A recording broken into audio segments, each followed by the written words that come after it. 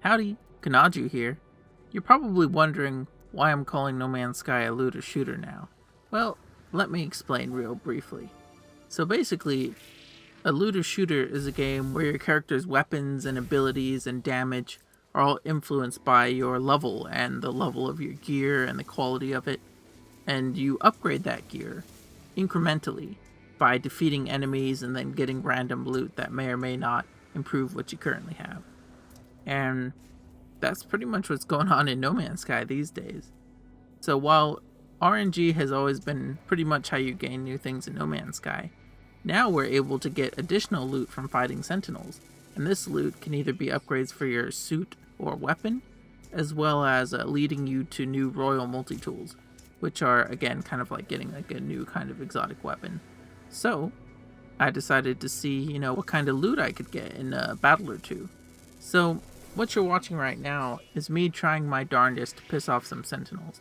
So leading up to this, I searched like a dozen planets at least trying to find Sentinels.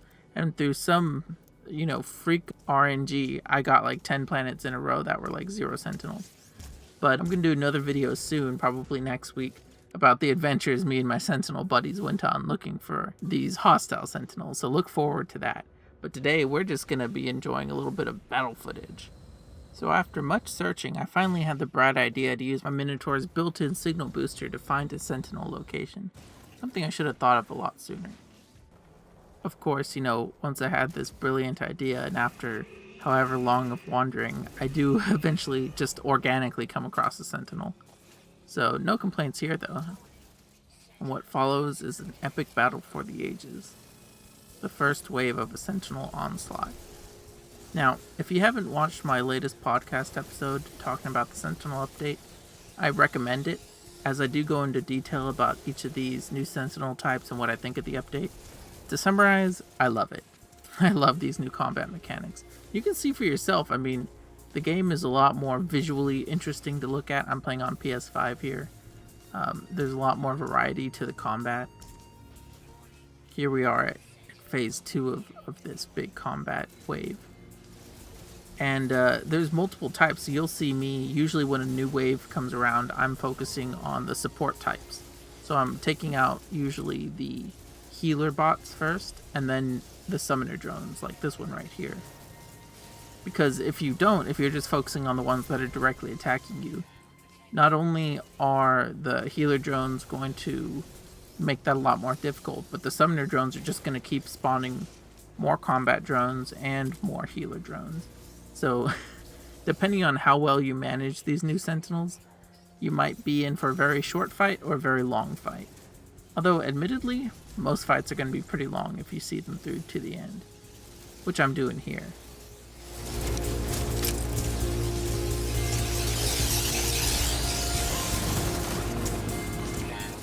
Whoops. Sometimes I shoot my blue Sentinel friend there, In the heat of battle, they do look pretty similar, I have to admit. But, as you're noticing, as I'm destroying the combat drones, but not the other ones, they're dropping these glowing green cylinders. And those cylinders are what contain the loot that I'm searching for in this video. They contain, shards of glass.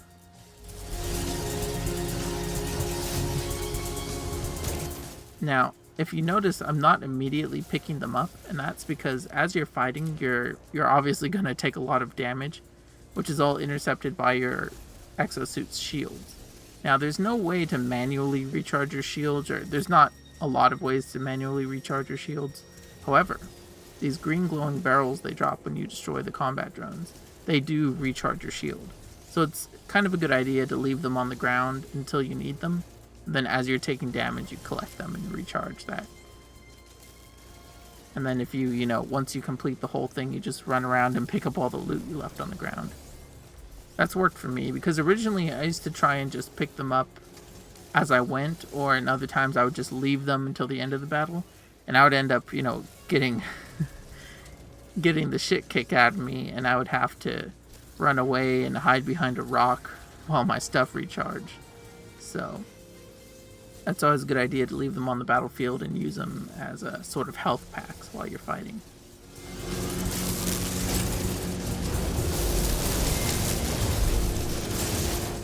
Now, if you're wondering why I'm deciding to do a voiceover as opposed to just using the audio I captured while fighting, that's because the audio that would have been captured while fighting, I had my mic muted. It was mostly just me cursing a lot and screaming a lot and a lot of ah and stuff like that. So, not the most entertaining stuff, not too riveting.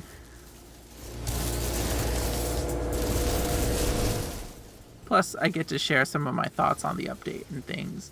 Because when I'm in the heat of battle, I don't know how intense this looks to you, but it's pretty intense in the game. Because it's not a shooter, it doesn't really have auto-aim or anything like that that sort of make modern shooters more accessible on consoles. So you're doing a lot of, you're missing a lot, and you're managing, ammo and all different types of enemies. So it gets really heated.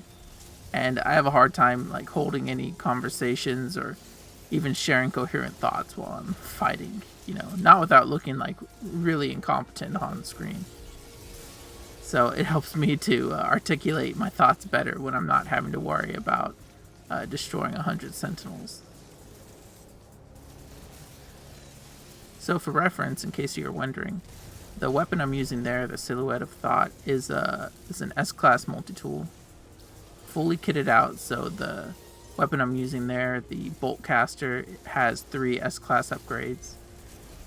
I've got all maxed out S-Class shields, and as you can tell by my health, I have some actually Sentinel-based upgrades as well that I've gotten from past combat that really boost my health, I think by 33% or something, so that's why it seems so high. And there you can see me using those things to replenish my shields. So here we have an enemy Sentinel mech, and I absolutely love these Sentinel hard frames.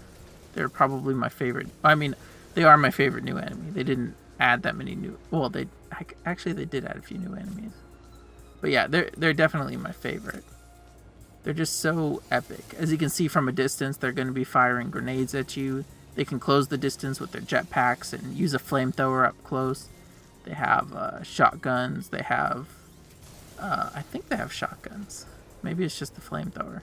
And then they also have a minigun type weapon, which is pretty cool. But it just feels so epic to fight them, especially alongside a hard frame of my own. As you can see, he's definitely helping me out in this battle. If it were just me up against all these guys, it would be a lot tougher. So bear in mind, if it looks like I'm having a hard time, or if it looks like it's easy, again, I am using all S-Class upgrades on my weapons and my personal shields. And of course, my friends here are also pretty upgraded.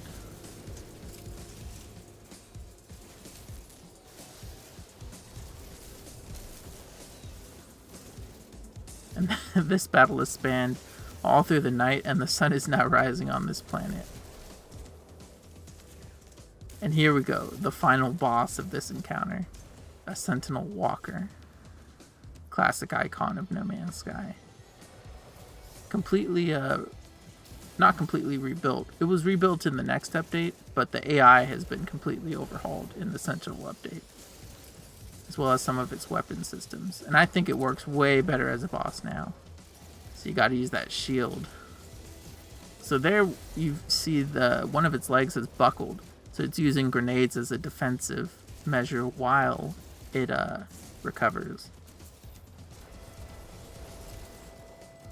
And here it is transitioning to its next stage, where it uses miniguns instead of lasers. Luckily, I can buckle the other leg and just go ham on this guy, try and get him taken out.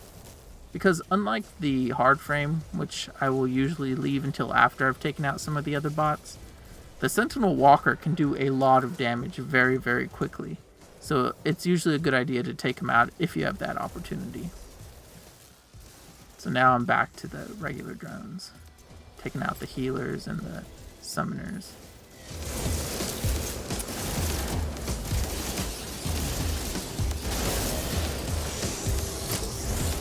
Yeah, the new combat model is definitely a lot better than the old one.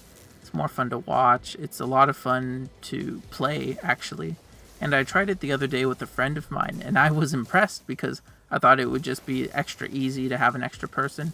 What ended up happening was the game accounted for that, and it scaled up the enemies. So we had twice as many Sentinels to fight, twice as many Sentinel hard frames, twice as many Sentinel walkers. It was an epic battle. It was so cool. But it looks like I have won this one. So, quick tip on this one, make sure you manually collect the reward from there and then destroy it. If you just shoot it, you'll only get half of the rewards. So, upon completing that battle, I was given the location of a Sentinel nest on this planet. And these are new locations added in the latest Sentinel update.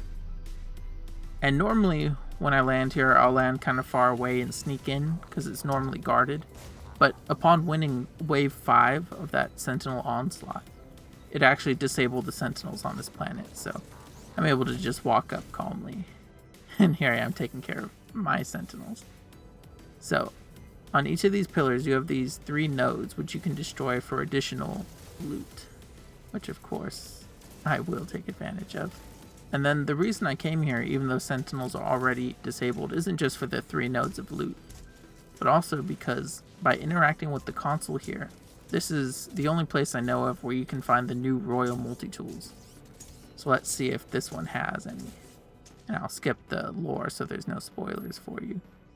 And nope, it's a B-class pillar of fire pistol. Pretty cruddy weapon, in my opinion. So that's unfortunate. But let me show you what exactly... Well, here's my silhouette of thought. But let me show you the Royal multi-tool that I'm trying to get.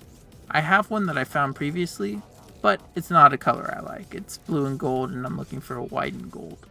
So, eventually I hope to find that. I just gotta keep grinding. But that's the goal, right? Gives me something to work towards. Now what I'm doing here is I'm manually opening each of these shards of glass. Now whenever you open these up, you're never sure what you're going to get. It might be upgrades, it might be crafting materials, it might be straight up nanites. So for me, best case scenario is upgrades.